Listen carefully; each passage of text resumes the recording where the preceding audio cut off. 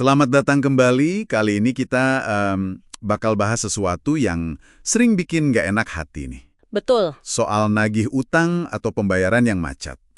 Kita coba gali cara yang lebih efektif dari sumber yang Anda siapkan ini. Iya, tepat sekali. Sumber yang kita bahas ini menekankan banget pentingnya gerak cepat sama komunikasi yang pas. Gerak cepet ya? Iya, intinya jangan nunggu kelamaan. Begitu lewat jatuh tempo beberapa hari, nah itu saatnya bertindak. Sumber ini bilang gitu. Oke. Makin lama ditunggu, katanya sih peluang berhasilnya makin kecil. Masuk akal sih. Oke, mari kita bedah lebih dalam. Seringkali kan kita salah ngomong gitu ya pas nagih. Nah itu dia. Menurut catatan Anda nih, apa aja sih jebakan kata-kata yang paling sering bikin gagal dan mesti dihindari? Oke, jadi ada beberapa kalimat yang kedengarannya sih sopan ya, tapi malah bikin posisi kita lemah. Contohnya? Salah satunya, ini disebut langkah buruk nomor 1 nih di materinya, itu nanya gini, bisa nggak bayar sebagian dulu? Oh. Sekilas kan kayaknya fleksibel ya, tapi ini malah ngasih celah buat mereka bayar dikit banget, jauh dari total utang. Masalah intinya jadi nggak selesai-selesai. Iya ya. Jadi niatnya mau kompromi malah bisa jadi bumerang ya. Padahal sering kepikiran itu cara damai. Betul, justru bisa memperpanjang masalah. Oke, selain nawarin bayar sebagian itu, ada lagi nggak jebakan lain yang disorot? Ada lagi, ini juga sering nih, yaitu ngomong, soalnya nih kami juga banyak tagihan yang mesti dibayar. Ini langkah buruk nomor 2. Kenapa itu nggak efektif? Karena, ya jujur aja, kesulitan finansial kita itu nggak relevan buat mereka yang ngutang. Kayak yang ditanyain sumbernya, emang siapa yang peduli gitu kan? Malah geser fokus dari kewajiban mereka ke kayak kita minta dikasihanin gitu. Gampang banget diabaikan dan nggak ada dasar hukumnya juga. Paham. Jadi fokusnya kudu tetap ke kewajiban mereka, bukan ke curhat kesulitan kita ya. Ini penting nih geser cara pandangnya. Benar. Terus gimana dong pendekatan yang lebih bagus menurut materi ini? Sebaiknya ngomong gimana? Kuncinya itu spesifik dan fokus ke solusi.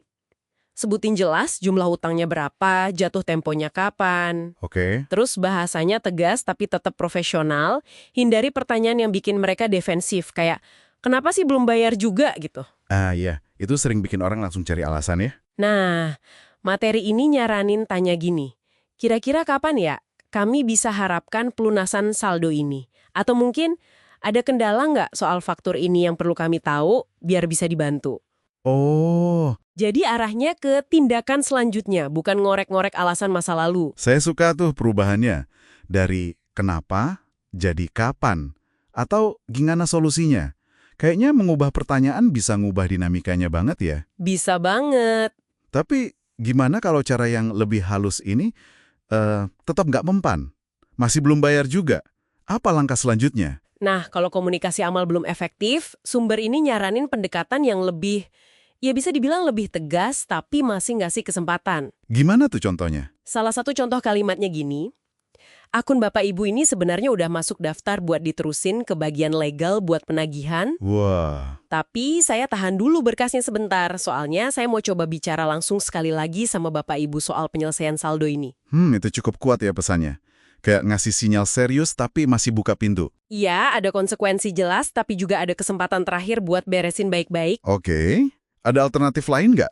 Misalnya kalau yang ngutang ini ngaku gitu, kalau mereka emang lagi susah keuangannya? Ada. Kalau mereka kooperatif dan ngaku lagi sulit, sumber ini nyaranin opsi yang ya nunjukin sedikit kelonggaran tapi tetap ngunci komitmen mereka. Caranya? Bisa bilang gini, saya ngerti mungkin situasinya lagi nggak mudah ya. Kami bisa aja kasih kelonggaran dikit soal pembayaran, tapi dengan syarat Bapak Ibu bersedia tanda tangan surat perjanjian utang, promissory note buat formalisasi jadwal bayar yang baru. Oh, pakai promissory note.